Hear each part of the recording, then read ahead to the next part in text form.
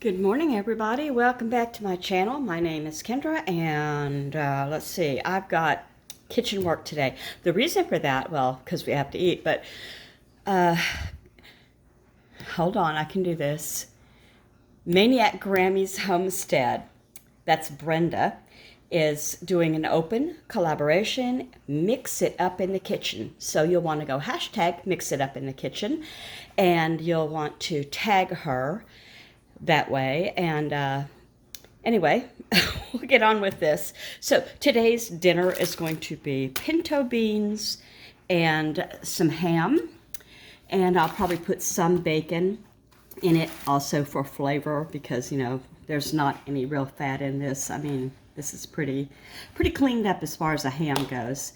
It's been in my freezer a while, and I thought I'd get going with it. And I had some eggs, believe it or not, that needed to be used up. So I'm going to boil some eggs. I'm not going to boil them. I'm going to put them in my pressure cooker or my Instapot and do some deviled eggs today, too.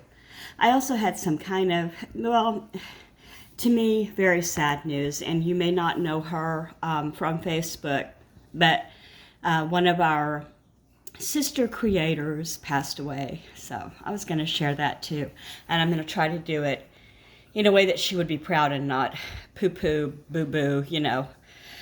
Anyway, here we go. I just took the inner pot out of my Instant Pot, and I've got, this is what I set my eggs in.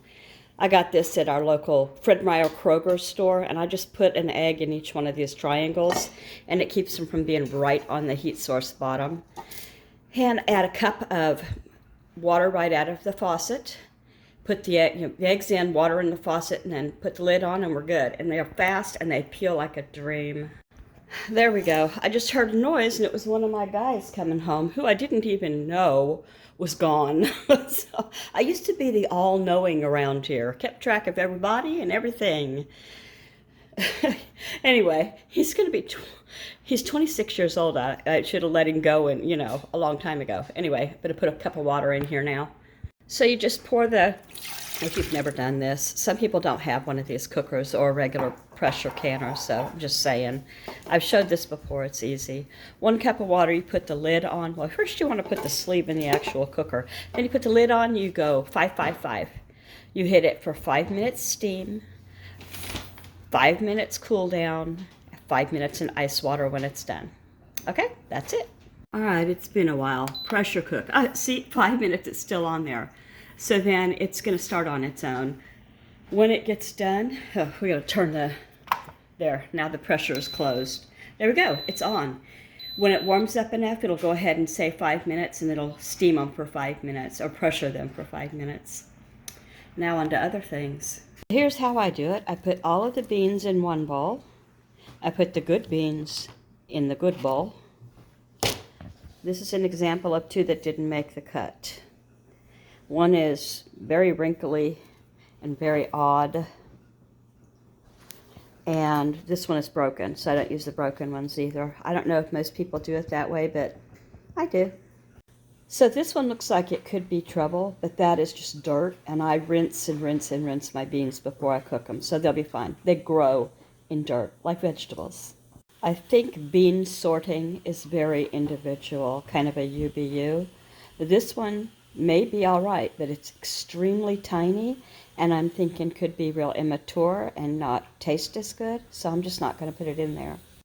I wanted to mention too that, you know, my brand here of Pintos came from Walmart, great value brand, and there's just no reason for you to, in my opinion, unless you're buying canned, if you're buying them in the bag, you can get them from any source. They all came from the ground.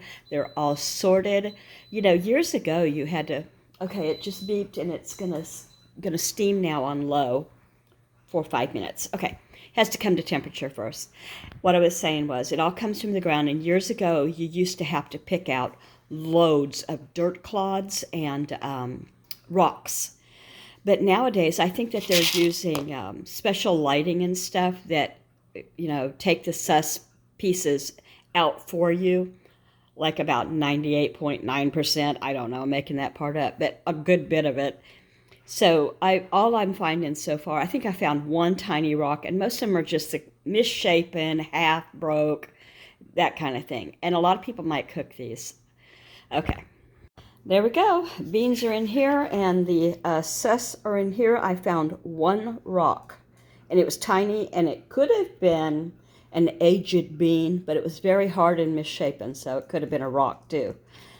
Anyway, I usually, if I'm not going to serve other things, I'm going to make like triple this amount for our family. We're down to 2 adult offspring living here now. We just don't make as much as we used to. And that's a good thing. It's going along as it should, even though it makes me sad sometimes that I don't make the big farm meals the way I used to. Okay, so I'm going to go rinse, wash. I put them through a sieve. I'll show you. Here's what I like to use to clean them. And I use this for a couple of reasons. Because first, a lot of water goes through it fast. And dirt, loose dirt. But the screening here is small and it's abrasive, like almost abrasive. So when you do this under the water, it scrubs too. Does that make sense? I use these things for everything. They've all been washed and shaken and thrown around, only 2 overboard. And now I'm going to just put them in a pot and do the quick cook method. Nah. Well, no, I won't do the quick method. Maybe I will. We'll see. All right, this large pan may look like overkill, but I'm going to put other things in this. It's going to have onions, it's going to have ham, it's going to have bacon. So anyway, I wanted to say, I've been saying the quick cook method. It's the quick soak method is what I was trying to say. So what you want to do is put it in with some water. It's on the back of your bean bag if you buy your beans in bags. You can also look it up, but I put it in some water, bring it to a boil it for 2 minutes, take it off the heat, cover it, let it soak 1 hour. Now it's ready like it soaked overnight. What do you think? It works for me. All right, so I'm going to go ahead and cook these sausages and put them in the fridge just for the guys to have if they want them. I'm going to use about 1/4 of this bacon. I'm going to cook it first, crispy-like. Not crispy, I shouldn't say that, but medium. I don't want to cook the flavor out of it. I'm going to add that to the beans. I'm going to add 1/4 of this ham to the beans. So that's on my agenda next. My eggs are done. They're in a bowl of ice water. They're supposed to set in ice water for 5 minutes. It doesn't matter if you go over, so you don't have to watch it like a hawk for 5 minutes. Trying to get rid of some of that water. Anyway, so that's all I have to do other than peel it and make them. And I know the guys will be happy to see these because I haven't done deviled eggs this year at all. And probably the last time I did them was around Christmas. All right, so now I have that news I was going to tell you, and I am not going to cry. So, those of you who are in the prepper community when we were having the big lockdown, Dawn was one of our big contributors. She taught and she mentored, and she had a mini farm, and she was all that in a bag of chips. And she was diagnosed with cancer, lung cancer, I believe was the first diagnosis. And, she fought hard. She went to all the treatments. She did the surgeries, and she still was in contact with people. She and I wrote back and forth private through email. She sent me gifts when I got quail. She sent me some gifts for that. She passed away on January 12th, and she was only 60, apparently, to her obituary. I found that by her daughter's Facebook page, and her daughter is Christy.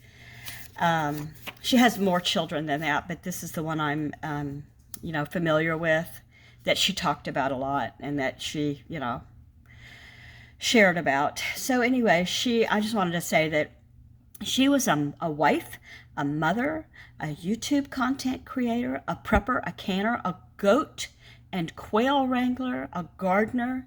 She was really, really friendly, open, happy. She was married to Mark, and she was a happy lady, and I'm sorry to hear that she passed.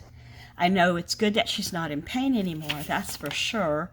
I don't know the names of all of the people who would know her, but I do know some of them. And I'm going to say Sassy Gal Prepper, Nene Northern Prepper, Prepping by Faith. I guess that's all I can think of. There was a huge community. There are some that I don't remember their names because it's been a long time since I've been running in that circle. I still do that kind of stuff, but I feel like I've learned enough that I don't need to watch the tutorials on how to do it, that kind of thing. Anyway, Dawn, you will be missed and always loved.